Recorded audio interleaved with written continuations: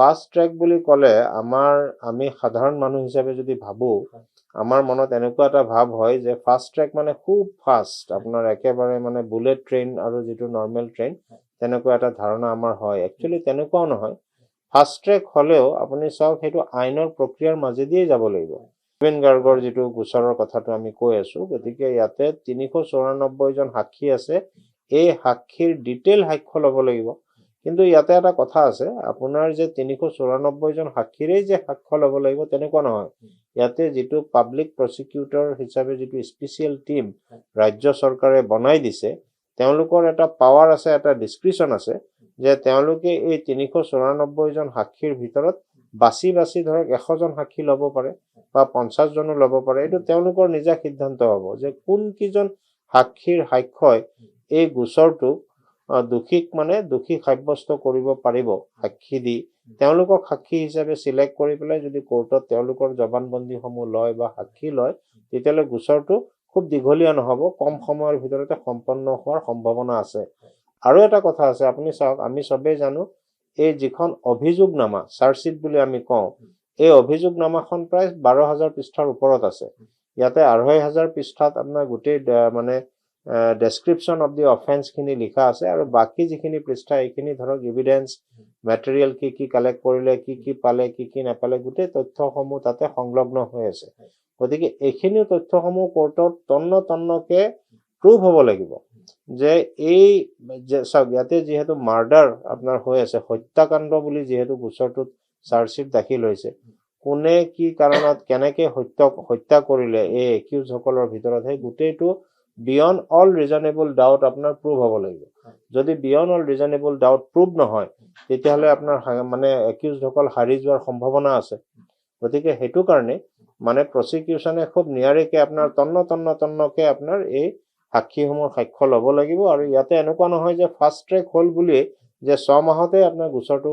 শেষ হৈ যাব তেতিয়াহলে কি হ'ব লেকুনা থাকি যাব আৰু সেই লেকুনাৰ সুবিধা লৈ পেলাই আসামী সকলে উচ্চ ন্যায়ালয়ত বা উচ্চতম ন্যায়ালয়লৈও তেওঁলোকে আপিল কৰাৰ সম্ভাৱনা থাকিব গতিকে উচ্চ ন্যায়ালয়ত আপিল কৰিলেও যাতে তেওঁলোকে কোনো খুৰুঙা ওলাব নোৱাৰে গতিকে প্ৰসিকিউশনে হেতু মানে সন্মুখত ৰাখি পেলাই গোটেই গোচৰটো চলাই নিব লাগিব মোৰ যিটো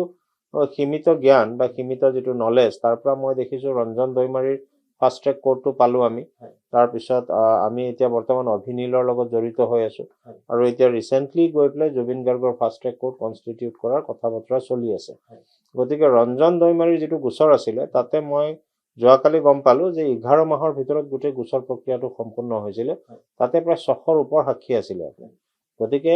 তেনেকে ফাষ্ট ট্ৰেক কোৰ্টত যদি চাওক সদিচ্ছা যদি থাকে আৰু এই গোটেই মানে দায়িত্বটো আহিব আপোনাৰ ৰাজ্য চৰকাৰৰ প্ৰসিকিউশনৰ ওপৰত তেওঁলোকে কিমান খৰতকীয়া কৰিব পাৰে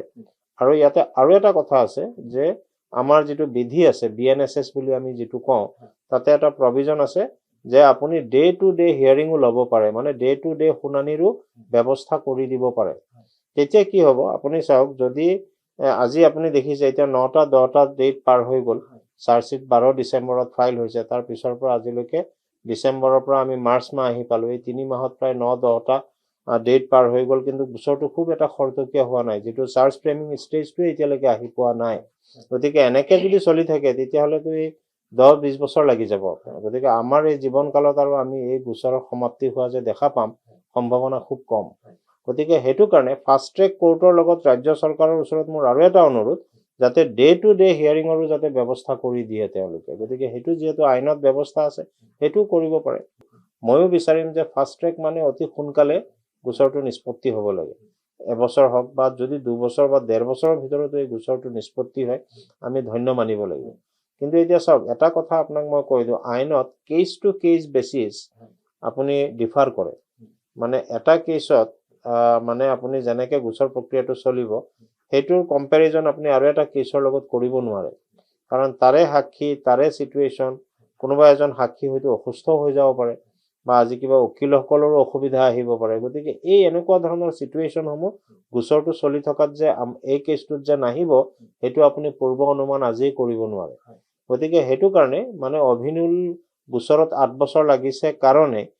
জুবিন গাৰ্গ ডাঙৰীয়াৰ গোচৰতো যে 8 বছৰ লাগিব হেতু আপুনি আজি কৈ দিব নোৱাৰে হয়তো আমাৰ এইটো এবছৰ বা 1.5 বছৰতো কমপ্লিট হৈ যাব পাৰে। সেইটো ডিপেণ্ড কৰিব আপোনাৰ প্ৰচিকিউশ্যনৰ ওপৰত।